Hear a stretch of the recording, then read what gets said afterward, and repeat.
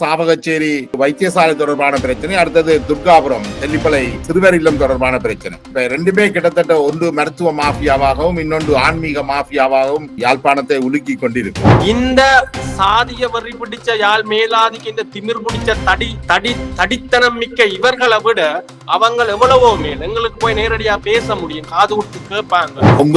பொங்கு தமிழ் நடத்தினவர் தான் கணேசலிங்கன், நீங்கள் முதல் குற்றம் சாட்டிய பேராசிரியர். அவர்தான் யோகேஸ்வரி என்ற மலையக சிறுமியை 40 தடவைகளுக்கு மேல் பாலியல் துஷ்பிரயோகம் செய்ததாக குற்றம் சாட்டப்பட்டவர். இன்றைக்கும் அவர் தமிழ் தேசியம் பேசுகிறார். இன்றைக்கும் அவர் யாழ் பல்கலைக்கழகத்தில் விரிவுரையாளராக தான் இருக்கிறார். 90% குற்றவாளிகள், சமூக பிறழ்வான நடத்தை கொண்டவர்கள், சமூகத்துக்கு விரோதமான காரியம் செய்கிறார்கள். எல்லாத்துக்கும் தமிழ் தேசியம் என்றது ஒரு கவரப்பா. உண்மையிலேயே நான் ஒரு யாழ்ப்பாணத்தான் என்று சொல்றதுக்கு நான் வெட்கப்படணும் என்ற ஒரு நிலையை தான் இந்த ஆறு திருமுருகன் செய்திருக்கிறார். சந்தி திருச்சிருக்கு வேறு தமிழ் தேசியம்.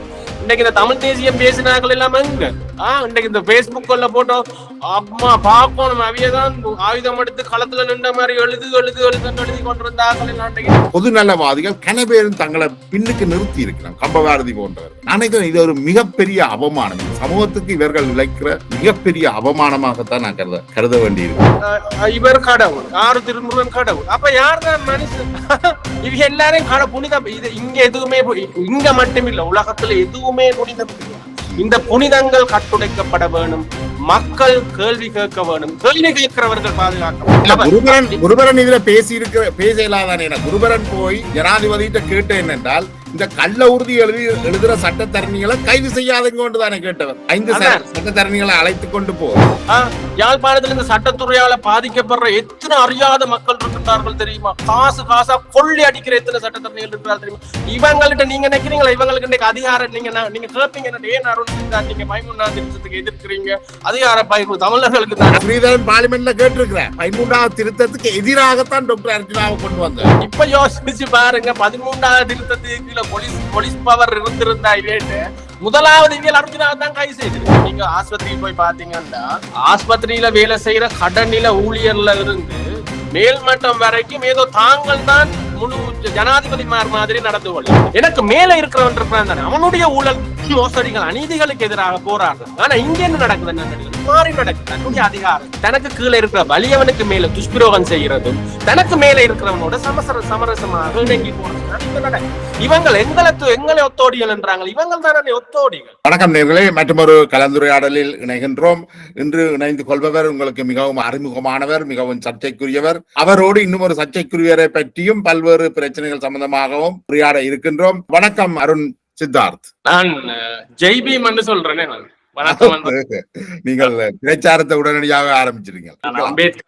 அம்பேத்கர் பின்பற்றதால இனிமேல் ஜெய் பீம் என்று தொடங்குவோம் நினைக்கிறேன். சரி, இப்ப நாங்கள் மிக முக்கியமாக பேசப்பட்டு கொண்டிருக்கின்ற சாவகச்சேரி வைத்தியசாலை தொடர்பான பிரச்சனை, அடுத்தது துர்காபுரம் தெல்லிப்பளை சிறுவர் இல்லம் தொடர்பான பிரச்சனை. இப்ப ரெண்டுமே கிட்டத்தட்ட ஒன்று மருத்துவ மாஃபியாவாகவும் இன்னொன்று ஆன்மீக மாஃபியாவாகவும் யாழ்ப்பாணத்தை உலுக்கி கொண்டிருக்குது. இந்த மலையக சம்பந்தமான பிரச்சனையில நீங்கள் என்ன விஷயங்களை அறிகிறீர்கள்? ஆறு திருமுருகனுடைய துர்காபுரம் இல்லம் சம்பந்தமான விடயங்கள் தொடர்பாக நீங்கள் என்ன விஷயங்களை அறிஞ்சிருக்கிறீங்க?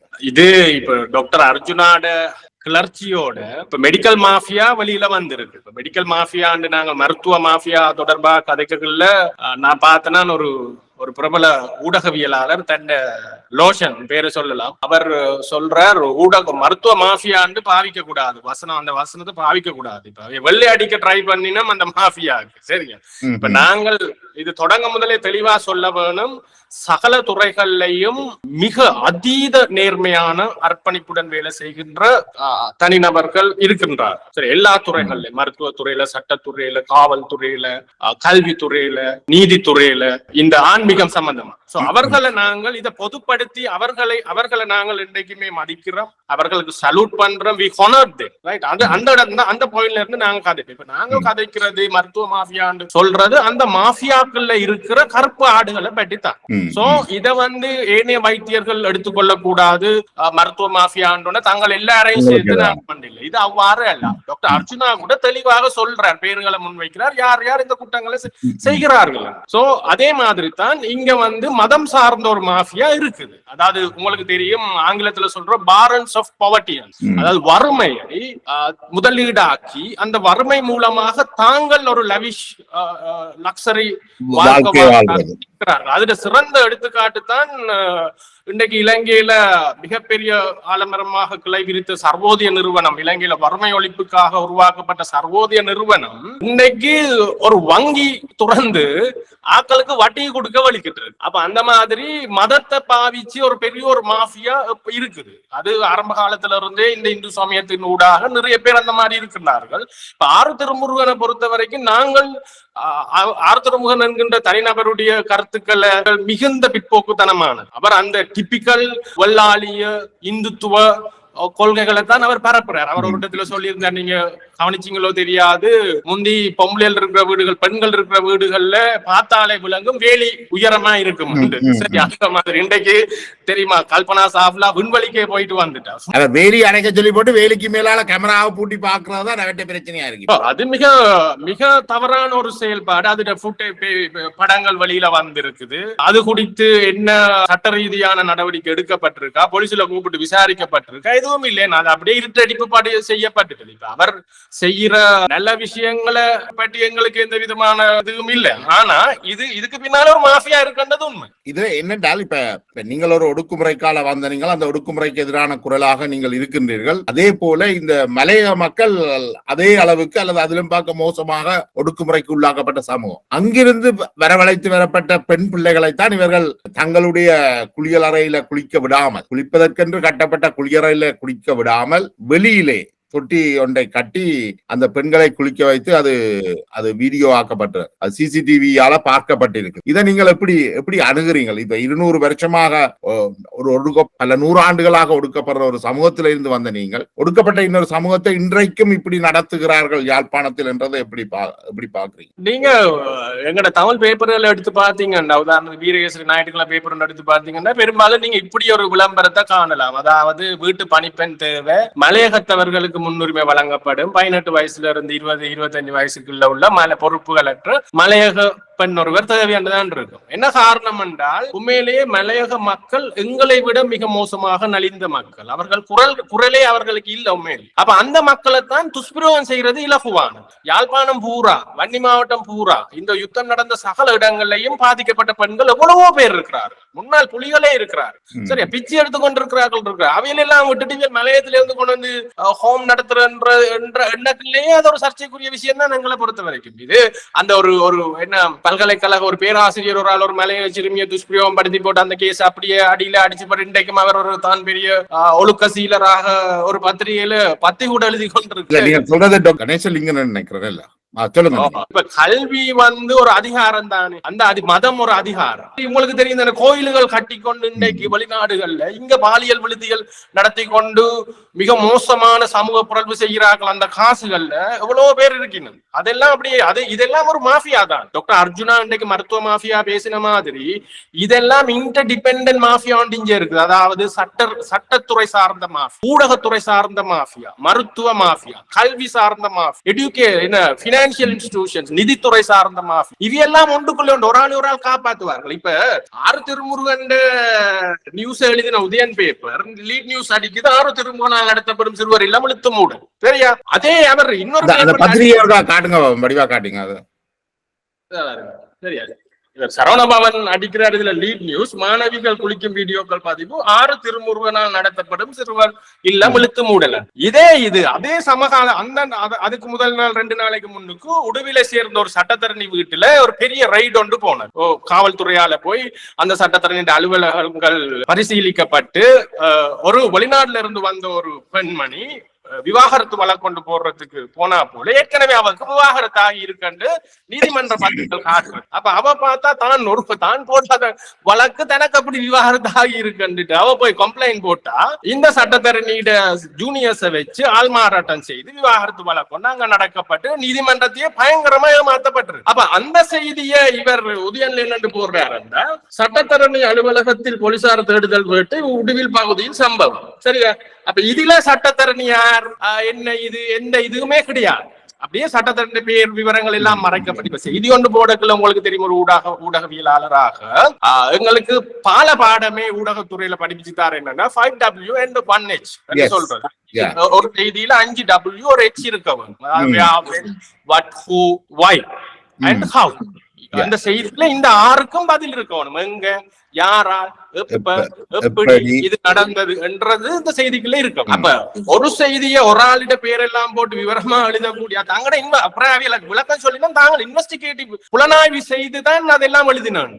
அப்ப இதே புலனாய்வு செய்யலே இந்த சட்டத்தரணிட பேர் விவரங்கள் ஒன்றுமே குறிப்பிடல. இதே உள்ளுக்குள்ள இதே அப்படியே அமுக்கினவின. இதே மாதிரி காணிகள் யாழ்ப்பாண புலம்பெயர் தேசத்துல இருக்கிற கனவேட்ட காணிகளை இங்க கள்ள உறுதி முடிச்சு அரெஸ்ட் பண்ணப்பட்டு உள்ளுக்கு போன சட்டத்தரணிகள் இருக்கிறார். அவையிட செய்தி போடக்குள்ளே வந்த நிதித்துறையாலேயே கைது செய்யப்பட்டு சிறைச்சாலைக்கு போனார்கள்ட பேர் விவரங்கள் கூட போடவில்லை சட்டத்தரணிகள் என்று சொல்லி அப்படி மேம்பகம். சோ இது என்னன்னா தங்களுக்கு சார்பான விடயங்கள் தங்களுடைய எதிரிகளை பழி வாங்குறது தானி வேட இந்த ஊடகம். இது ஒரு மாஃபியா. உதயன் இப்ப கம்பவாரதி ஜெயராஜ் ஒரு அறிக்கை விட்டுருக்கிறார். பிறகு நான் சரவண பவன் சஃப்ரா கம்பெனி வச்சு இவ்வளவு காசு களவெடுத்து கொண்டு போனேன், போய் வந்துதான் உதயன் பேப்பரை செஞ்சார், தொடங்கினார். அப்ப அவர் அதை பற்றி எழுதல, அவர் 6 திருமுகனை பற்றி இன்றைக்கு தாக்குறார் என்று இவையெல்லாம் ஒன்றுக்குள்ள உண்டு. ஆனா இத அப்ரா உதயனும் கம்பவாரதியும் சரவணவனும் ஒன்றா நண்பர்களாகவும் இருந்தவர். அப்ப நண்பர்களாக தெரியாதா இவையெல்லாம் ஒரு அதான் நான் சொல்றேன். இவையெல்லாம் அந்த ரஞ்சன் ராமநாயக்க சொன்ன மாதிரி சிங்களத்துல ஒக்கமைக்காய் மல்லி தமாய் வித்யாதரன் சரவண பவன் கம்பவாரதி 6 திருமுருகன் இப்ப இவியல் சொல்ற இந்த சட்டத்தரணிகள் இப்ப இவைக்குள்ள புனக்கு வரைக்குள்ளதான் இவ வெளியே வந்து கதை பிரிமே தவிர சமூகத்துக்காக உண்மையிலேயே சமூக பிரச்சனை ஒன்று இருக்குதுன்னா அதை பற்றி குரல் கொடுக்க மாட்டேன். தொற்றது ஒரு முக்கிய புள்ளி என்னென்றால் இப்ப யாழ்ப்பாணத்தை பாத்தீங்கன்னா இப்ப டாக்டர் அர்ஜுனா குற்றம் சாட்டின மிக முக்கியமான நபர் டாக்டர் கேதீஸ்வரன். டாக்டர் கேதீஸ்வரனும் 6 திருமுருகனும் மிக நெருக்கமானவர்கள். அவருடைய பிறந்த நாளுக்கு இவர் வாழ்த்து சொல்றார், இவற்ற பிறந்த நாளுக்கு அவர் வாழ்த்து சொல்றார். அப்படியான ஒரு லிங்க்ல இருந்தார்கள். உதயன் சரவணபவனும் இவர்களோட எல்லாம் மிக நெருக்கமாக இருந்தவர்கள் தான். அவர்களுக்குள்ள பிச்சல் பிடுங்கள் அதுகின்ற வெளிப்பாடுதான் இது தெரியுதே ஒழிய. ஆனா இவர்கள் எல்லாருமே கிட்டத்தட்ட ஒரே குட்டையில் ஊறிய மட்டைகள் தான். அதுல அதான் நான் சொல்றேன். இவர்கள் தன்னெழுச்சியாக சமூக பிரச்சனைகளை வெளியில கொண்டு வந்து தீர்த்ததா ஒன்ற சொல்லுங்க பாப்பா. இப்ப இன்றைக்கு அர்ஜுனா அப்படி கதைக்கிறார் இப்படி கதைக்கிறார், அர்ஜுனாவை திருத்த வலிக்கிற இவியல். நான் பார்த்தேன் குமார வடிவேல் குருபரன் ஒரு வீடியோ விட்டு இருக்கிறார். சிஸ்டத்துக்குள்ள இருந்துதான் சிஸ்டத்தை உடைக்க வேணும், சிஸ்டத்துக்குள்ள வெளியில இருந்து நீங்க உடைக்கிறன்னா சிஸ்டத்துக்கு வெளியில போனா அர்ஜுனா செய்யறது பிள்ளைன்ற மாதிரி. இவர் சிஸ்டத்துக்குள்ள இருந்து இவர் உலகாலம் என்ன செஞ்சவர்? அன்றைக்கு பல்கலைக்கழகத்துல உங்களுக்கு தெரியும் அதானே சொல்லுது. நீங்க சிஸ்டத்துக்கு இருந்து சண்டை பிடிங்கோ, தமிழ் கேஸ் போடுங்கன்னு தானே சொல்லுது. உங்களை எல்லாம் வேற அப்படியும் கேட்கலாம் தானே. இப்ப சிஸ்டத்துக்குள்ள இருந்து செய்ய இல்லாதபடியா தானே போராட்டம் துவங்கினது. உங்களுக்கு தேவையான இடத்துல சிஸ்டம் வேணும், உங்களுக்கு கம்ஃபர்டபிள் இல்லையா சிஸ்டம் வேண்டாம். அதான் கன்ஃபர்மேஷன் பயாஸ் சொல்றேன். இவியல் எப்படி என்ன அந்த இப்ப அந்த கேபிட்டலிசம் முதலாளித்துவத்துக்கு எதிராக போராடுறோம் ஒரு இடதுசாரி குழு ஒன்று வலிக்கிடுது, கட்சி ஒன்று வலிக்கிட்டா இப்ப இந்த மக்கள் அநீதிகளுக்கு எதிராக எழுந்து அந்த சிஸ்டத்தை உடைக்க ட்ரை பண்ணக்குள்ள டக்கு அவைய வந்து முன்னுக்கு நிப்பின யார் அந்த இடதுசாரி அவைய சொல்லிவிடும் இங்க வாங்க நாங்கள் போராடுறோம், எங்களோட வாங்கோ, நாங்கள் உங்களுக்கு இந்த மாத்தி தருவோம். ஒரு உத்தோப்பியன் ஸ்டேட் ஒன்று காட்டி கொண்டு இருக்கிறார்கள் அந்த மேற்குலக நாடுகள்கிட்ட பணம் பெறும். சோ இவியல் வந்து அந்த மக்கள் கிளர்ச்சிகளை சிஸ்டத்துக்கு இந்த சிஸ்டத்துக்கு உதவுறாங்க. இவியல் these are the people part of the system. இந்த சிஸ்டத்தை பாதுகாப்பும் நபர்கள் தான் இவர்கள். சிஸ்டத்துக்குள்ள எனக்கு பாக்குற மாதிரி என்னென்றால் இப்ப இந்த டாக்டர் அர்ஜுனாவுடைய பிரச்சனையும் இந்த தனிநபரும் அருண் சித்தார்த் என்ற தனிநபரும் கிட்டத்தட்ட பேரலல் பயணிக்கிற மாதிரி ஒரு தோட்டம் இருக்கு. 2 பேருமே ஒரு குழப்பவாதிகளாகத்தான் சமூகத்தால பார்க்கப்பட்டிருக்கிறீங்க. இதை நீங்கள் எப்படி பாக்குறீங்க? இது ஒன்று சொல்லுவார்கள், கலகம் பிறந்தால் தான் நியாயம் பிறக்கும் என்று. அப்படி பாக்குறதா அல்லது இது ஒரு இருக்கிற சிஸ்டத்தை உடைத்து விட்டு இருக்கிற கட்டமைப்பை சிதறடிக்கிறதன் மூலம் ஒரு நன்மை கிடைக்கும் என்று நீங்க நினைக்கிறீங்க? நான் என்ன சொல்றேன், அர்ஜுனா மாதிரியானவர்கள் கிளை விரித்து அடிபெருத்து வேர் பரப்ப வேண்டியவர் அவர்கள் தான் இந்த சமூகத்தின் குறுக்குவட்டு தோற்றம்.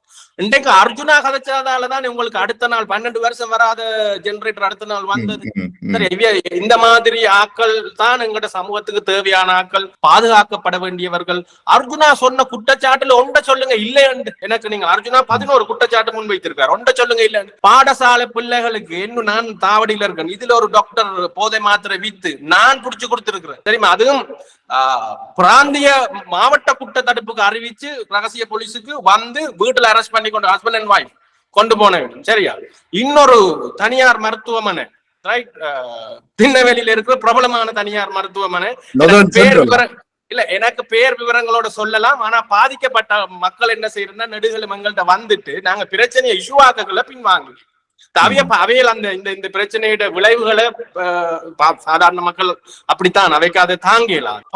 பாரிய அளவுல குறைபாடுகள் இருக்குது. ஆனா சாதாரண மக்களுக்கு இதை பற்றின ஒரு பெரிய அந்த அர்ஜுனா சொல்ற மாதிரி இதுகளோட மோதுறது ஆபத்தான சாதாரண மக்களுக்கு. ஏன்னா இவியல் பவர்ஃபுல்லான இவியல் உடனே தெரியுமா நானர் அங்க செய்வன் இப்படி செய்யணும். அன்றைக்கு இப்ப சாவச்சேரியில போலீஸ் முதலாவது நாள் நீங்க போலீசார் நடந்து கொண்ட விதத்தை பாருங்க.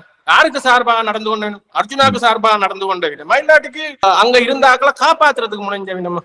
இது இப்ப இந்த தமிழ் தேசியம் பேசுற ஆக்கள், சரி அந்த விடுதலை அது இதன்னு பேசுற ஆக்கள் இருக்கணும் தானே. இவியல் எல்லாருமே அரசாங்கத்தோட நல்லா ஒத்தோடுற ஆக்கள். இப்ப பொங்கு தமிழ் நடத்தினவர் தான் கணேசலிங்கம். நீங்கள் முதல் குற்றம் சாட்டிய பேராசிரியர் அவர்தான் யோகேஸ்வரி என்ற மலையக சிறுமியை 40 தடவைகளுக்கு மேல் பாலியல் துஷ்பிரயோகம் செய்ததாக குற்றம் சாட்டப்பட்டவர். இன்றைக்கும் அவர் தமிழ் தேசியம் பேசுகிறார். இன்றைக்கும் அவர் யாழ் பல்கலைக்கழகத்தில் விரிவுரையாளராக தான் இருக்கிறார். தமிழ் தேசியம் கிட்டத்தட்ட இவ்வாறான என்ன சொல்றது பாலியல் வக்கிரம் கொண்டவர்களை எல்லாம் இன்னும் தங்களுக்குள்ள வச்சிருக்கு. இல்ல தங்களுக்குள்ள வச்சிருக்கிறன்றதை விட 90% குற்றவாளிகள், சமூக பிறழ்வான நடத்தை கொண்டவர்கள், சமூகத்துக்கு விரோதமான காரியம் செய்யற ஆக்கள் எல்லாத்துக்கும் இந்த தமிழ் தேசியம் என்றது ஒரு கவரப்பா இருக்கு. அதனாலதான் நாங்க திருப்பி சொல்றோம், இது ஒரு போலி தமிழ் தேசியம், இது கல்லறிந்த தமிழ் தேசியம், இது திருட்டு தமிழ் தேசியம், இது உண்மையா இது தமிழ் தேசியம் இல்ல. இன்றைக்கு பாருங்க டாக்டர் அர்ஜுனாவை எதிர்க்கிறார்கள் யாருன்னு பாருங்க. இன்றைக்கு அர்ஜுனா பேசின விஷயத்துல என்ன விஷயம் இல்லை என்று சொல்லுங்க. மருத்துவமனைகள்ல இருக்கிற குறைபாடுகள்ல போதை மாத்திரைகள் யாழ்ப்பாணத்துல நீங்க டவுனுக்குள்ள ரங்கினா போதை மாத்திரை விற்காத பார்மசி தான் அறிது. நான் நேரம் உங்களுக்கு பொறுப்போட சொல்றேன். நாங்கள் தரவுகள் எடுத்து அறிவிச்சு நிறைய பிடிச்சு கொடுத்ததால எங்களுக்கு தெரியும். அவர்கள் எல்லாரும் அருஞ்சித்தாத்தை ஒரு போதை பொருள் வியாபாரி என்று சொல்றதுலதான் அவர்கள் மிக தீவிரமாக இருக்கிறார்கள். அதுதான் லேசு தானே. இப்ப அர்ஜுனா சொன்ன மாதிரி என்னை ஒரு பொம்பளை பொறுக்கி என்று நீங்க சொல்லி என்னைய இதுல இருந்து அகற்றுறதுக்கு ட்ரை பண்ணலாம். சரி, அப்ப இந்த மருத்துவ உங்களுக்கு தெரியுமா எத்தனை நார்கோட்டிக் பில்ஸ் இருக்குன்னு இன்றைக்கு? சரி, எங்களுக்கே தெரியாது. அந்த அளத்துக்கு போதை மாத்திரைகள் விரவி கிடக்கு. அப்ப இது எங்க இருந்து வருது? யார் இதை கொடுக்குறார்கள்? இது சப்ளை என்ன? இப்ப அர்ஜுனா இலங்கை அரசு தானே செய்யுது நாங்க இதை மூடி மறைக்கிறோம்.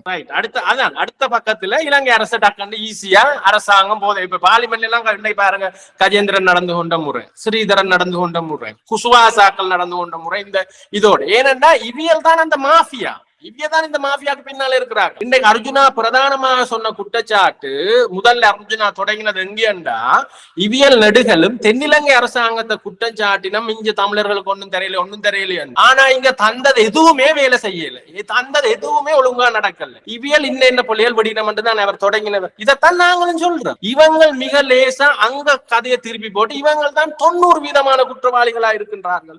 இந்த இதுல என்னன்னா உங்களுக்கு காட்டலாம், மாகாண சபை இயங்கக்குள்ள விக்னேஷ் கீழே இருந்த 5 மினிஸ்ட்ரியில 4 மினிஸ்ட்ரி கரப்டட் என்று சொல்லி நிரூபிக்கப்பட்டது.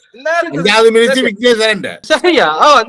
The 2 ministers of the Northern Provincial Council found guilty at a 3-member committee. சரியா? 2 பேர் கல்லறன்னு புடிபட்டாங்க. இன்னும் இருந்த சத்தியலிங்கம் ரிசைன் பண்ணி போட்டு போனவர் தெரியுமா? இன்குவாரிக்கு ஃபேஸ் பண்ணாங்க. நொதான் பவர் எந்த ஊர் தெரியுமா? சுண்ணாத்துல முழு கிணறும் தண்ணியில ஒயில்ல மிதக்கக்குள்ள ஒரு எக்ஸ்பர்ட் கமிட்டி அதை ஆராய்ஞ்சு போட்டு ரிப்போர்ட் அளிச்சவங்க. இவங்கள்ட்ட நீங்க நினைக்கிறீங்களா இவங்களுக்கு இன்னைக்கு அதிகாரம்? நீங்க கேட்பீங்க, ஏன் அருண் சித்தார்த் நீங்க 13ஆம் திருத்தத்துக்கு எதிர்க்கிறீங்க? அதிகார பயிர்வு தமிழர்களுக்கு தான். ஸ்ரீதரன் பார்லிமெண்ட்ல கேட்டிருக்கிறேன், 13ஆம் திருத்தத்துக்கு எதிராகத்தான் டாக்டர் அர்ஜுனாவை கொண்டு வந்தேன். இப்ப யோசிச்சு பாருங்க, 13ஆம் திருத்தத்துக்கு போலீஸ் பவர் இருந்திருந்தா இவேட்டு முதலாவது இவியல் அர்ஜுனாவை தான் கைது செய்திருக்கு. முதலாவது இவியல் எங்கட வீடுகளுக்கு தான் அனுப்பி இருப்பினும் போலீஸை மாமியை குருபர நாக்கள் கதைக்கிறது அதைத்தான். இப்ப மறைமுகமாக என்ன சொல்ல லோஷனாக்களின் வெள்ளை அடிக்கிறது. அர்ஜுனாக்கு மேலே குற்றஞ்சாட்ட முயற்சி செய்யுது. இதுதான் காரணம். அர்ஜுனா பொதுமக்களுக்கு பல்லாண்டு காலமாக மனதுக்குள்ள இருந்த வலிகளையும் வேதனைகளையும் தான் வெளியில பேசு. ஆனால் இப்ப டாக்டர் அர்ஜுனாவுடைய சில பேச்சுகள், கதைகள், சில நடத்தைகள் ஒரு அப்னோபலா இருக்குது. அதால அவர் ஒரு மனநோயாளி என்று பெரும்பாலான மருத்துவர்கள் குற்றம் சாட்டுகிறார்கள். இவங்க அதையும் செய்வாங்க. சரியா? இப்ப அர்ஜுனாட பேர்ல வார மகாபாரத காண்டீபம் ஒரு செக்ஷனே இருக்கு தனியா. அர்ஜுனனை பற்றி. அதுல பிரதானமா கிருஷ்ணோட உபதேசத்துல கிருஷ்ணர் முதலாவது சொல்றது மானுட துயரங்கள் 7. அதுல முதலாவது நோயும் பிணியும் இறப்பும் தான் மானுட துயரங்கள்ல பிரதானமான 2. அடுத்த தனிமை, பிரிவு, வறுமை, அறியாமை என்று 7 மானுட துயரங்களாக சொல்வார். அந்த மானுட துயரங்கள் 2 பற்றி தான் அர்ஜுனா பிரதானமான 2 நோயும் இறப்பும். சரியா? அப்ப அர்ஜுனா சொன்ன மாதிரி பிணங்களை வச்சு கொண்டு கொடுக்காமல் இழுத்தடிச்சுறது, சரியா? போதை மாத்திரைகளை வெளியில வித்தது, கடமை நேரத்துல வேற இடங்கள்ல போய் பிராக்டிஸ் பண்ணினது, இந்த மாதிரி இது எல்லா வைத்தியசாலைகள்லையும் இருக்கிறதாக பல வைத்தியர்களே ஒத்துக்கொண்டிருக்கிறார்கள். நேற்று கூட டிடிஏ தென்மராட்சி அவர்கள் கூட ஒத்துக்கொண்டிருக்காங்க. இப்படி எல்லாம் நடக்குது, இல்லைன்னு நாங்க சொல்லல. சரியா? அப்ப இது இல்லைன்னு நீங்க சொல்லாட்டிக்கு நீங்களே இது உலகாலம் பேசல. ஏன் குருபரன் உலகாலம் பேசல? ஏன் லோஷன் உலகாலம் பேசல? இப்பவே நீங்க இப்ப வந்து அர்ஜுனா பேசின பிறகுதான் இது குருபரன் இதுல பேச இல்லாதானே. குருபரன் போய் ஜனாதிபதியிட்ட கேட்ட என்னென்றால், இந்த கள்ள உறுதி எழுதுற சட்டத்தரணிகளை கைது செய்யாதங்க கொண்டுதானே கேட்டவர். 5 சட்டத்தரணிகளை அழைத்து கொண்டு போய் அவர் நடத்தின பேச்சுவார்த்தை அதுதானே. அதான் அப்ப தான் சார்ந்து இன்றைக்கு மூலத்தையுமா சட்டத்துறையில எவ்வளவு சிக்கல்கள் இருக்கு. நீதித்துறையில யாழ்ப்பாணத்துல இந்த சட்டத்துறையால பாதிக்கப்படுற எத்தனை அறியாத மக்கள் இருக்கின்றார்கள் தெரியுமா? காசா கொள்ளி அடிக்கிற எத்தனை சட்டத்தரணிகள் இருக்கிறார்கள் தெரியுமா? அதாவது தமிழ் பிரதேசங்களை பொறுத்த வரைக்கும் இன்றைக்கு கெடுதல் செய்கிற அதிகாரிகளும் ப்ரொஃபஷனல்ஸும் தான் கூடுதலாக இருக்கிறமே ஒழிய நன்மை செய்கின்றவர்களோட பலம் மிக மிக குறைந்து கொண்டு போகும். என்ன காரணம் சொல்லுங்க பாப்போம். உண்மையிலேயே சமூகம் சார்ந்து செயல்படுற ஆக்கள் கன பேரை கொண்டுட்டாங்க, இந்த மண்ணில இருந்து அகற்றிட்டாங்க. பாதி பேர் இந்த மாதிரி இப்ப அர்ஜுனா மாதிரி ஆக்கள் வெளியில வந்து கதைக்க தொடங்கி நீங்க இப்படி அவருக்கு மனநோய், அவருக்கு இது அப்படி இப்படி என்று சொல்லி அவரை இந்த சீன்ல இருந்து அகற்றத்தான் பாப்பீங்களே தவிர அர்ஜுனா முன்வைக்கின்ற குற்றச்சாட்டுகள் மீதான பக்க சார்பற்ற ஒரு விசாரணை நடக்குதா? அதை நடத்தி காட்டு, ஒரு இண்டிபெண்டன்ட் இன்குவாரி ஒன்று போய் என்று சொல்லி யாரும் பேச மாட்டாங்க. அப்ப அர்ஜுனாவை சீன்ல இருந்து அகற்றினோன்னு இவர்கள் இந்த வலை அமைப்பு பாதுகாக்கப்படும். அப்ப இதைத்தான் இவர்கள் காலங்காலமாக செய்யறாங்க. இப்ப குருபரன் இவ்வளவு கதைக்கிற குருபரன் உங்களுக்கு தெரியுமா? வித்யாட கொலை கேஸுக்கு குருபரன் ஆக்கள் வாலண்டியரா போய் என்டர் ஆகினாங்க. இப்ப அந்த மீடியா ஹைப் எங்க கிடைக்கும்? தாங்கள் எப்படி இப்ப நான் அவையோட ஒரு இது ஒன்று இருக்கு. நாங்க தான் இன்டெலிஜென்ட், நாங்க தான் புத்திஜீவிகள், நாங்கள் தான் சிவில் சமூகம், எல்லாம் இவியதான் பேசுவினை, இவியதான் எல்லாம் செய்வினை, இவைக்கு கீழே தான் மேட்டார்கள். இதான் அந்த யாழ் மையவாதம் வெள்ளாளி. ட்ரையலட் பார்ல வித்யாண்ட கொலையில ட்ரையலட் பார்ல மிக தெளிவாக சொல்லப்பட்டிருக்கு. இது சுவிட்சர்லாந்துல திட்டமிடப்பட்ட ஒரு கிரைம். சரியா? மிக தெளிவா சொல்லிருக்கு. இவியல் ஜெனீவாக்கு எத்தனை வாட்டி போனவனமே ஒரு காலமும் ஜெனீவால இந்த எழுப்பேல சுவிட்சர்லாந்து அரசாங்கத்துக்கு கேட்கல. இங்க வாங்க, எங்கட நாட்டுல ஒரு மாணவி இந்த மாதிரி துஷ்பிரயோகப்படுத்தப்பட்டு வல்லுறவுக்குட்படுத்தப்பட்டு கொலை செய்யப்பட்டிருக்கு. இது உங்களோட நாட்டுல திட்டமிடப்பட்டதாக எங்களுடைய நீதிமன்றம் கைது செய்யப்பட்டு தண்டனை கொடுக்கப்பட்டவரும் சுவிட்சர்லாந்துல இருந்து வந்தவர் தானே. அதனாலதான் அங்க அதைத்தான் நாங்க சொல்லுது. அந்த ஜட்மெண்ட் சொல்லுது. நான் இவ்வளவு பெரிய புத்தகம் எடுத்து வாசிச்சேன். நான் முழு எவிடன்ஸ், நான் எவிடன்ஸ் இல்லாம ஒரு நாளும் கதைக்கிறேன். சரி, அப்ப ஜெனீவாக்கு இவ்வளவு காலம் போய் கத்துற இவியல் இதை போய் முதல் ஜெனீவால கேட்டிருக்கலாம். இங்க வாங்க, நீங்க மனித உரிமை கதைக்கிறீங்க உங்களோட நாட்டுல இருந்து. ஆனா உங்களோட நாட்டுல இருந்து ஒரு மிக பாரதூரமான கொடிய கிரைம் ஒன்று திட்டமிடப்பட்டு எங்கட நாட்டுக்குள்ள நிகழ்த்தப்பட்டிருக்கு. நீங்க அவியல முதல் கைது செய்யும், அவியல சட்டத்துக்கு முன்னு நிறுத்து. கேட்கல, இன்றைக்கு வரைக்கும் கேட்கல. சரியா? நீங்களும் டாக்டர் அர்ஜுனாவும் இந்த சமூகத்துல இல்ல கட்டமைப்பை மிக கடுமையாக விமர்சிக்கிறீங்க. இப்ப டாக்டர் சொல்லினா ஓகே, நாங்கள் எல்லாரும் வெளிநாட்டுக்கு போறோம், நீங்கள் அப்ப என்ன நிலைமை ஏற்படும்? இங்க ஒட்டுமொத்த, நான் திருப்பி சொல்ல, ஒட்டுமொத்த மருத்துவர்களையோ, ஒட்டுமொத்த சட்டத்தரணிகளையோ, ஒட்டுமொத்த கல்வித்துறை சார்ந்தவர்களையோ, ஒட்டுமொத்த மத தலைவர்களையோ, ஒட்டுமொத்த காவல்துறையோ, ஒட்டுமொத்த சிறைச்சாலைகளையோ நாங்க விமர்சிக்கல. இதுக்குள்ள இருக்கிற மாஃபியாவைத்தான் நாங்க நடுகளும் பேசுறோம். அப்ப இந்த காவல்துறை, நீதித்துறை, சிறைச்சாலைத்துறை, மருத்துவத்துறை, கல்வி, இந்த மாதிரி பவர்ஃபுல்லான கட்டமைப்புகளோட, பலம் வாய்ந்த கட்டமைப்புகளோட சாமானியன் போராட முடியுமா?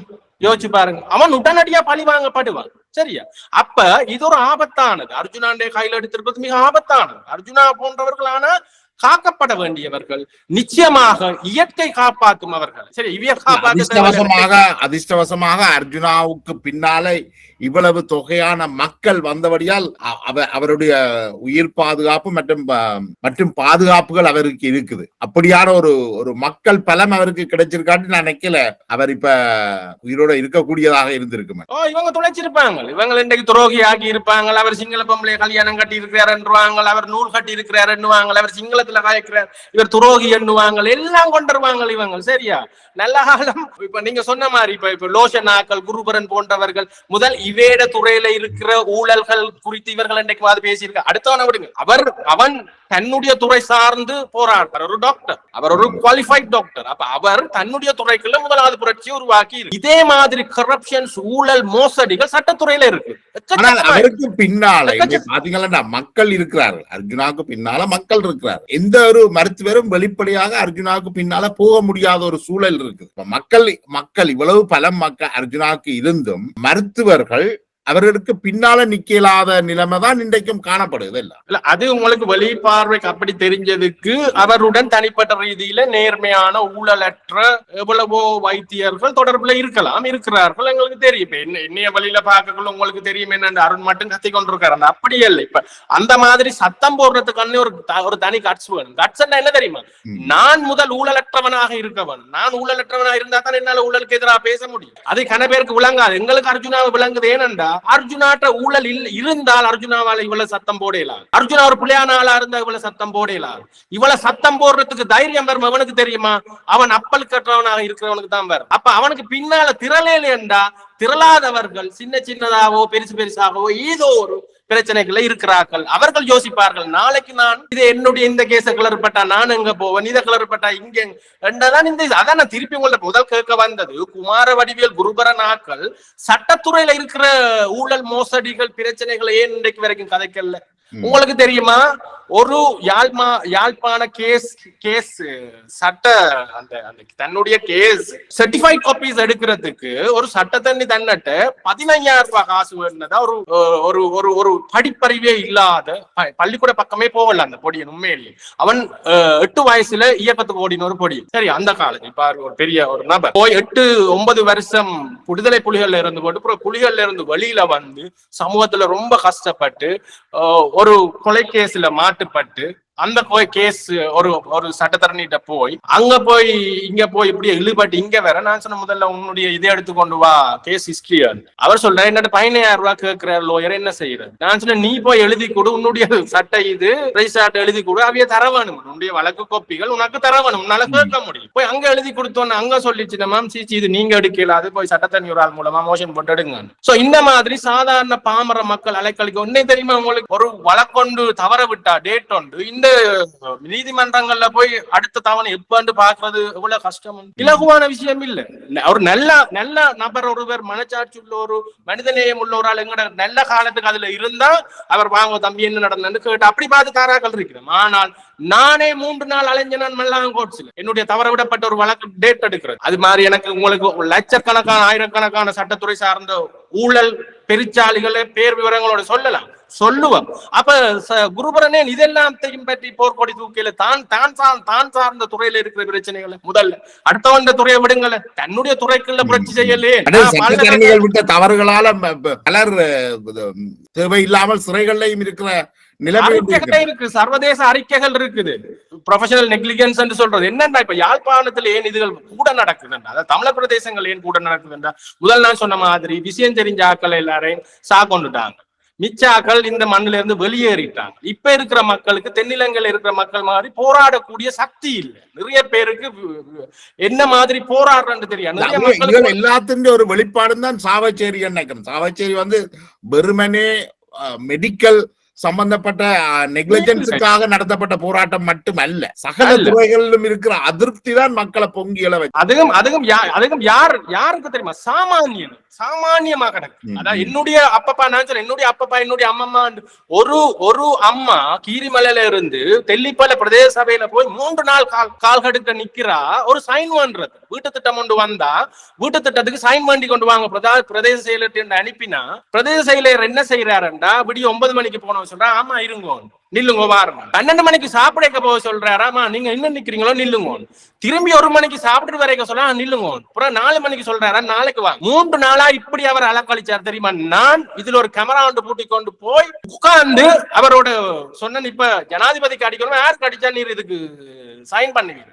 அப்ப அந்த bloody rascal call me sir என்ற ஒரு ஆள் சொன்னார். அவரே மாதிரி தான் இவர் எனக்கு சொன்னார், mind your business, who are the hell are you, நான் யார் தெரியுமான்னு தொடங்கினேன். நான் சொன்னேன் நான் யார் தெரியும் என்றுதான் நாங்கள் அவையிட்ட இந்த மக்களுக்கு அது அவட்ட வேலையா சைன் பண்ணி கொடுக்க. சோ இப்படித்தான் என்ன இருக்குது இங்க இருக்கிறாங்க. இந்த மனப்பான்மை என்றது டாக்டர்கிட்டையும் இருக்குது, டாக்டர்மார்டையும் இருக்குது, சிலர்கிட்ட சில அதிகாரிகள்டையும் இருக்குது. ஒரு சாதிய மனப்பான்மையா தான் ஒரு என்ன சொல்றது, இதை நீங்கள் எங்களுக்கு அடிமை, எங்களுடைய அடிமை என்ற ஒரு இருக்கா? டெஃபினெட்லி இதத்தான் நாங்கள் அப்ப இருந்து சொல்றோம், யாழ் மையவாதம். இதுக்குத்தான் பேர். அதாவது யாழ்ப்பாணத்தை சென்டர் பண்ணின ஒரு இத மைய புள்ளி ஆக்கின ஒரு மேட்டுக்குடி சாதிய வெறி பிடித்த ஒரு சமூகம் ஒன்றுதான் இன்றைக்கு மேல இருக்குது எல்லா இடங்களிலும்.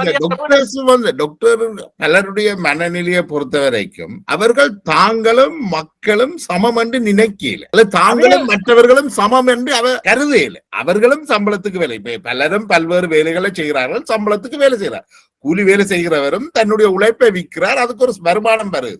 டாக்டரும் தன்னுடைய அறிவை திறமையை விற்கிறார், அதுக்கு அவருக்கு ஒரு வருமானம் வருது. கடைசியில பார்த்தா எல்லாரும் ஒரே ஆட்கள் தான். அவர்கள் இன்னமும் தாங்கள் ஒரு மேல் மட்டத்தில் இருப்பதாகத்தான் இன்றைக்கும் கருதுகிறார்.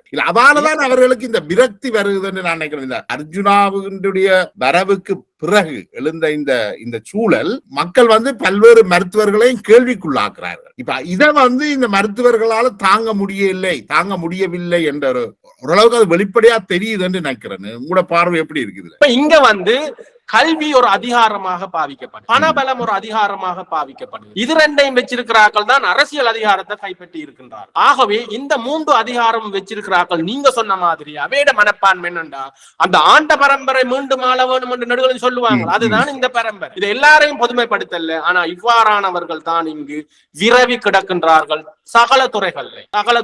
இதுல குறிப்பாக இப்ப நாங்கள் ஆறு திருமுருகனை பற்றித்தான் கதைக்க ஆரம்பித்து நாங்கள் அதுலயே திருப்பி வந்தால், இப்ப ஆறு திருமுருகன் இலங்கை சைவத்தின் ஒரு தலைவராக இருக்கிறார், துர்க்கம்மன் கோயில் தலைவராக இருக்கின்றார், இந்து மாமன்றத்தின் ஒரு தலைவராக இருக்கிறார். அவர் பல்கலைக்கழகம் சென்றாரா இல்லையான்றது கூட தெரியாது. ஆனா யாழ் பல்கலைக்கழகத்தின் பல குழுக்கள்ல இருக்கின்றார். உண்மையிலேயே அவருக்கு அவர் ஒரு அதிபராக இருக்கிறதுக்கே தகுதி இல்லாமல் தான் அவர் பாடசாலையிலிருந்து வெளியேற்றப்பட்டவர். அப்படி இருக்கும் பொழுது ஏன் இந்த சமூகம் அவரை இப்படி கொண்டாடுது? இல்ல, இது கொண்டாடுதுன்றதை விட கொண்டாடப்படுறதுக்கான பிம்ப உருவாக்கங்கள், அந்த உருவாக்கங்கள் உருவாக்கப்பட்டிருக்கு, அவர் செய்திருக்கிறார். இப்ப பாத்தீங்கன்னா நீங்க சொல்றது சரிதான். என்றால் இப்ப ஆறு திருமுருகனுக்கு வக்காலத்து வாங்குகின்ற பல ஆலயங்கள் இங்க அவருக்கு வக்காலத்து வாங்கி கடிதங்கள் அனுப்பி இருக்கிறார்கள், அவர் ஒரு நல்லவர் வல்லவர் என்று. அதே போல கம்பபாரதி ஜெயராஜ் ஒரு முதுகு தடவி கொடுக்கிற ஒருவராக இருக்கின்றார். இது எங்குதான் போய் முன்னிக்கும்? இல்ல, இது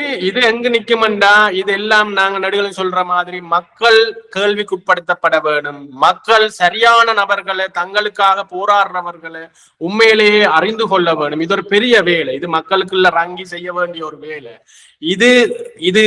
இது தொடர்ச்சியாக இந்த சமூகத்துல நிகழ்த்தப்பட வேண்டும். இது நிகழ்த்தப்படையில இங்க இருக்கிற இந்த சமூக சிந்தனை உள்ள நிறைய அமைப்புகள் இங்க இல்லாதொழிக்கப்பட்டிருக்குது. இன்றைக்கு பாருங்க, நீங்க அன்றைய கதைகள் இப்ப ரத்னஜீவன் ஹூல் எல்லாம் உண்மையிலேயே ஒரு மிகச்சிறந்த ஒரு ஆளுமையான நபர். ரத்னஜீவன் ஹூல் மட்டும் இல்ல, ராஜன் ஹூல் இந்த சமூகத்துக்கு செய்த சேவை எவ்வளவோ இருக்கு, ரத்னஜீவன் ஹூல் செய்த சேவைகள் எவ்வளவோ இருக்கு. இன்றைக்கு ஹூல் போன்றவர்கள் தான் இந்த பல்கலைக்கழகங்கள்ல டாப் லெவல்ல இருக்க வேண்டிய, அதாவது மிக நேர்மையாக எந்த அதிகாரத்துக்கும் அடிபணியாமல் சரியா சாமானியனுக்காக வேலை செய்த என்னட்ட ஒரு அதிகாரம் இருந்தால் நான் அந்த அதிகாரத்தை என்னத்துக்கு பாவிக்க வேணும் என்றால், எனக்கு கீழே நலிந்த ஒரு மனிதன் இருக்கிறான் தானே, அவனுடைய மேம்பாட்டுக்காக அவனை அடக்கிறதுக்காக அல்ல. நான் என்னுடைய அதிகாரத்தை எங்க யூஸ் பண்ண வேணும், மற்றவளுக்கு எனக்கு மேல இருக்கிறவன் இருக்கிறான் தானே, அவனுடைய ஊழல் மோசடிகள் அநீதிகளுக்கு எதிராக போராடுறது. ஆனா இங்க என்ன நடக்குது, நடுகளும் மாறி நடக்குது. தன்னுடைய அதிகாரம் தனக்கு கீழே இருக்கிற வலியவனுக்கு மேல துஷ்பிரோகம் செய்யறதும், தனக்கு மேல இருக்கிறவனோட சமரசமாக இணங்கி போறதுதான் இங்க நடக்குது. இவங்கள் எங்களை ஒத்தோடிகள் என்றாங்க, இவங்கள் தானே ஒத்தோடிகள். குறிப்பாக இந்த 2 பிரச்சனைகளையும் டாக்டர் அர்ஜுனாவுடைய விஷயமாக இருக்கட்டும், அடுத்தது ஆறு திருமுருகனுடைய விஷயமாக இருக்கட்டும், இதுல முக்கியமாக பேசப்பட்ட இன்னொரு நபர், மிகவும் பொறுப்புல உள்ளவர் ஆளுநர் சார்ல்ஸ் அவர்கள். அவர் இதுல நடந்து கொண்ட முறைகள் சம்பந்தமாக பல்வேறு விமர்சனங்களும் இருக்குது. என்றால் முதலாவது ஆறு திருமுருகன் மீதான ஆறு திருமுருகனுடைய பெயரையோ அல்லது அவருடைய இல்லத்தையோ ஆளுநர் சார்ல்ஸ் குறிப்பிடவில்லை. அதுக்கு பிறகு அர்ஜுனாவுடைய விஷயத்துக்கு வந்தால், அவர் அர்ஜுனாவை ஒரு மனநிலை பாதிக்கப்பட்டவராக ஒரு கூட்டத்திலே கருத்தும் வெளியிட்டு இருந்தார். இது பற்றி நீங்கள் என்ன அறிந்திருந்தீர்கள்? இனி இனி என்ன சொல்லுங்க, இப்ப இலங்கை சுகாதார மினிஸ்டர் இப்ப எங்க இருக்கிறார், இருந்த முன்னாள் சுகாதார மினிஸ்டர் அவரோட சேர்ந்து இன்னும் 10-11 பேரும் ரிமாண்ட்ல இருக்கணும் இன்றைக்கு மாச கணக்கா. சரி, அப்படியான ஒரு ஊழல் மிக்க கட்டமைப்பு தான் இங்க இருக்குது. நல்ல காலத்துக்கு இப்ப இருக்கிறவரையும் சொல்லத்தானே, முன்னாள் கல்வி அமைச்சர் ரிச்சர்ட் பத்ரனோட மகன் ரமேஷ் பத்ரனோட தான் இப்ப இருக்கிறார். அரசியல்ல எனக்கு தெரிஞ்சு தென்னிலங்கை அரசியல்ல கரைபடியாத அப்பலுக்கற்ற அரசியல்வாதிகள் ஒரு சிலர்ல ஒரு ஆள் அவர். அந்த அர்ஜுனாட விஷயங்கள் ரமேஷ் பத்ரன்கிட்ட போய் சேர வேணும், ஜனாதிபதிகிட்ட போய் சேர வேணும். அர்ஜுனா முன்வைச்ச குற்றச்சாட்டுகளுக்கு பக்கச்சார்பற்ற விசாரணைகள் ஆரம்பிக்கப்பட வேணும். அங்க போராட்டங்கள்ல நீங்க என்ன இந்த பேட்டி எடுக்கிறது முன்னுக்கு மிக நெருக்கமா அந்த போராட்டத்தில் இருந்த ஒரு இளைஞனோட நான் தொடர்பு கொண்டு கேட்கலாம். இன்னும் டாக்டர் மேர் பின் கேட்டுகளாலதான் ஆஸ்பத்திரிக்கு வந்து கொண்டிருக்கணும், இன்னும் முன் கேட்டுகளால வர தொடங்கல. மிச்சம் தேவையில்ல, நாங்கள் வெறுமனே வைத்தியர்கள் மட்டும் இல்ல, இந்த சுகாதாரத்துறையில நீங்க ஆஸ்பத்திரிக்கு போய் பாத்தீங்கன்னா ஆஸ்பத்திரியில வேலை செய்யற கடனில ஊழியர்ல இருந்து மேல்மட்டம் வரைக்கும் ஏதோ தாங்கள் தான்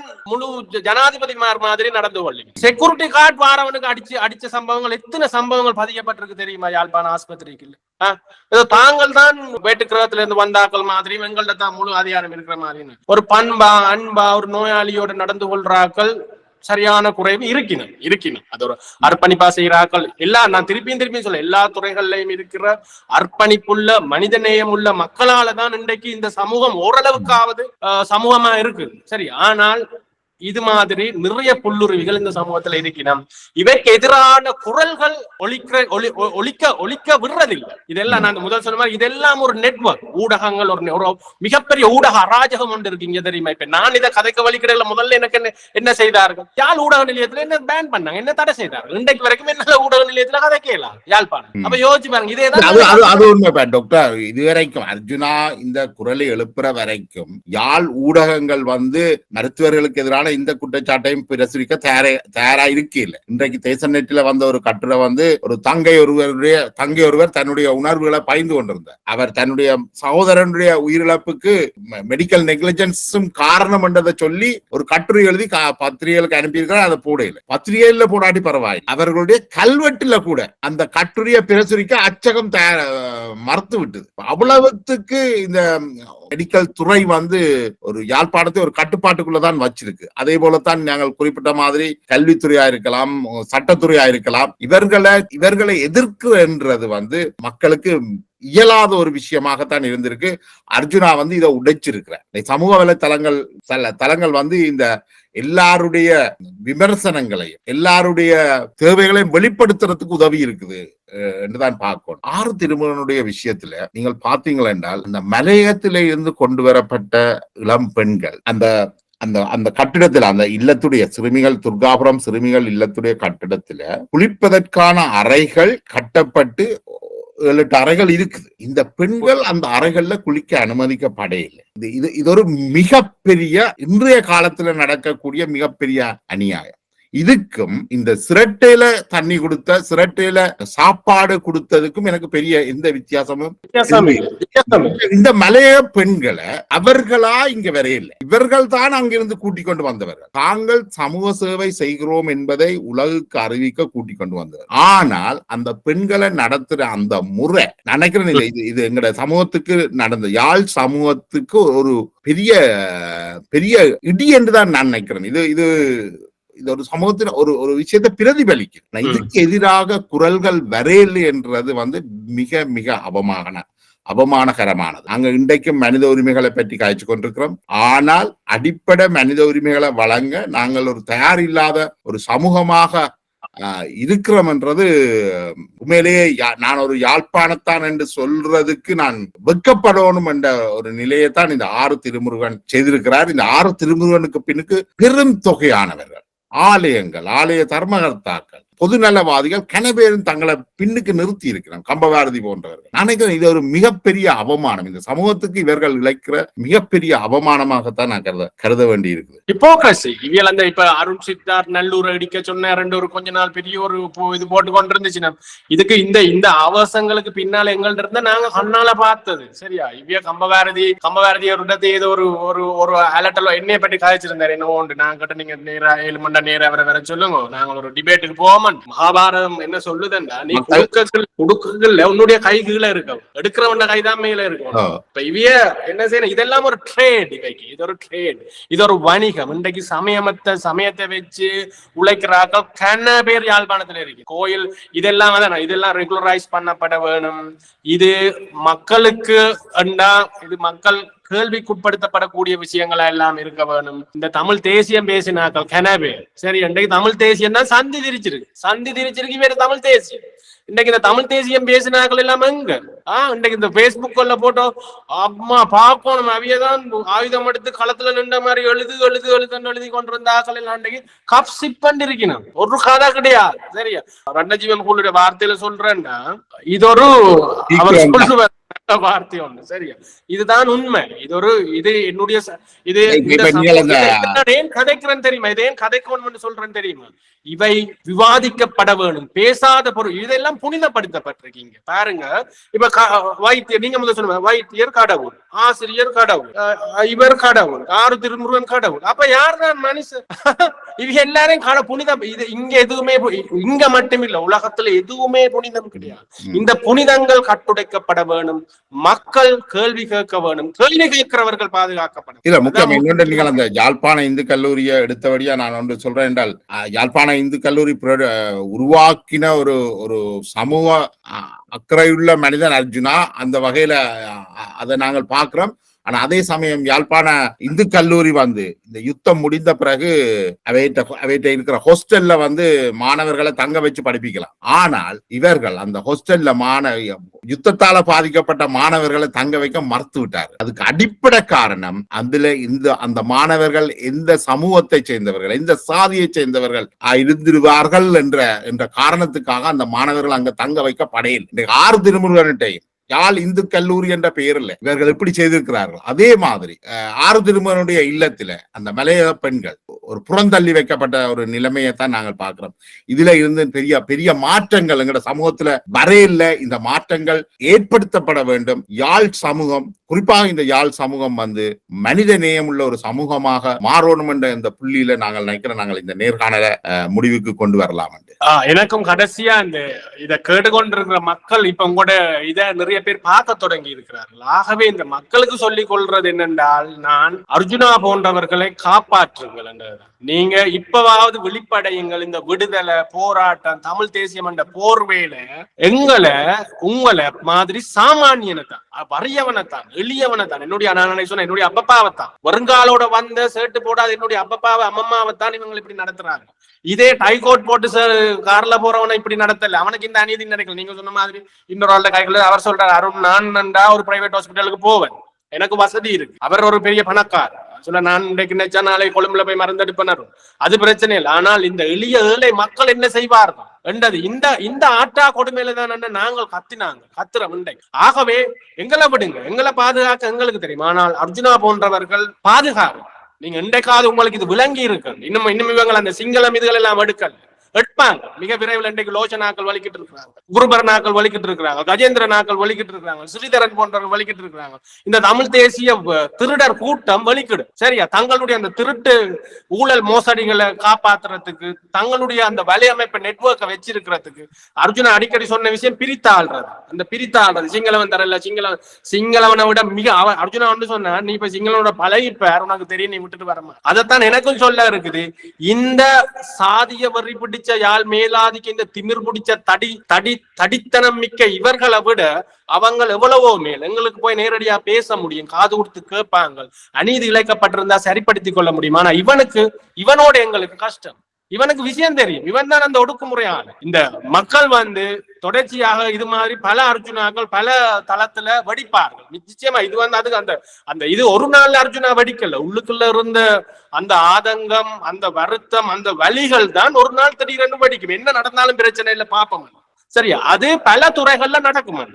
இதுக்கு எங்களுக்கு ஒரு சந்தோஷம் என்ன, இதுன்ற ஒரு ஒரு ஒரு திறப்பாக நாங்களும் ஏதோ ஒரு இடத்துல இருந்திருக்கிறோம் என்று நான் சொல்கிறேன். சகல துறைகள்ல நீங்கள் வேலை செய்யற துறை சார்ந்து முதல்ல நீங்கள் அநீதிகளுக்கு எதிராக குரல் எழுப்புங்க. ஆட்டோமேட்டிக்கா இந்த சமூகத்துல நல்லது நடக்கும். அதால முதல்ல உங்களோட துறைகள்ல இருக்கிற ஊத்தைகளை, அழுக்குகளை, ஊழல் மோசடிகளை, மக்களுக்கு சாமானிய மக்களுக்கு இழைக்கப்படுற அநீதிகளை பேசு. அப்பதான் நீங்க புரட்சியாளர் ஆகலாம். அதை விட்டு போட்டு அவன் தன்னுடைய துறையில இருக்கிற பிள்ளைய பேசணும்னு அவனை நீங்க விமர்சிக்கிறதுக்கு உங்களுக்கு எந்த அருகதையும் கிடையாது. அவர் அப்படி பேசுறார், இப்படி பேசுறார், இப்படி பேசி இருக்கலாம், அதெல்லாம் இப்ப கதை இல்லையா? அவர் எப்படியோ பேசின வடிவாத்தான் இன்றைக்கு இந்த மாற்றம் நடந்திருக்கு. ஆகவே அவருக்கு நாங்கள் முற்றுமுழுதாக ஆதரவு. இந்த அர்ஜுனாவுக்கு மட்டுமில்லை, அர்ஜுனா போன்ற சகலவர்களுக்கும் நான் என்னுடைய தனிப்பட்ட ரீதியில பின்னால நிற்பன். அது நாங்க எப்படி நிக்கிறோம்ன்றது வரலாறு நாளைக்கு சொல்லு. நன்றி அருண். அர்ஜுனா சரியோ தவறோ, ஆனா அவர் எடுத்துக்கொண்ட விஷயங்கள் இன்றைக்கு ஒரு பெரிய சமூக மாற்றத்தை ஏற்படுத்தியிருக்கு, சமூக அலையை ஏற்படுத்தியிருக்கு. அவர் எதிர்காலத்துல எப்படி நடந்து கொள்வார் என்றதை பற்றின விஷயம் என்றது எங்களுக்கு பெரிய முக்கியம் இல்லை. ஆனால் அவர் ஆரம்பித்த இந்த பொறி நான் நினைக்கிறேன் இலங்கை பூராவும் பற்றி எரிய வேண்டும் என்று சமூக அநீதிகளுக்கு ஒரு முற்றுப்புள்ளி வைக்கணும் என்று. அவருடைய எதிர்கால இதுகள், அவர் அரசியல் அவர் அரசியல் பேசுறார், அவர் கருப்பு பொம்பளையல் சீதனம் பேசு, அதெல்லாம் நல்ல விஷயம். அது அவர் அரசியலை பேசலாம், பேசாமல் விடலாம். எனக்கு பிடிக்கிற அரசியலையும் பேசலாம், எனக்கு பிடிக்காத அரசியலையும் பேசலாம், அதல்ல விஷயம். இங்க அவர் துறை சார்ந்து அவர் பேசிய குற்றச்சாட்டுகள் தான் இங்க விஷயம். சரி, அதை பேசுங்க. நீங்க அதுக்கு நீங்க முக்கியத்துவம் கொடுங்க. அதை விட்டு போட்டு அவர் கைய காட்டினோன்னு இவியல் எல்லாரும் அவட்ட கை இப்படி, அவட்ட ஷர்ட் இப்படி, அவர் டை இப்படி என்றதான் இவியல் நடுகளும் செய்யும். எனக்கும் இவியல் உதத்தான் செய்ய வலிக்கிட்டவனும் நாளைக்கு ஒரு சம்பந்தம் அவனுக்கும் இதைத்தான் செய்வினும். ஆனால் அர்ஜுனா முன்வைத்த குற்றச்சாட்டுகள் அப்படியேதான் இருக்கின்றன. இந்த நிமிஷம் வரைக்கும் இன்னும் ஒரு விசாரணை கமிஷன் அமைக்கப்படும். நன்றி அருண். நான் நினைக்கிறேன் இந்த புள்ளியோடு நாங்கள் இந்த நேர்காணலை நிறைவுக்கு கொண்டு வருவோம். உங்களுடைய இவ்வளவு நேரத்தை நமக்கு தந்தமைக்காக நன்றியை தெரிவித்துக் கொள்கிறேன். நன்றி. ஜெய் பீம்.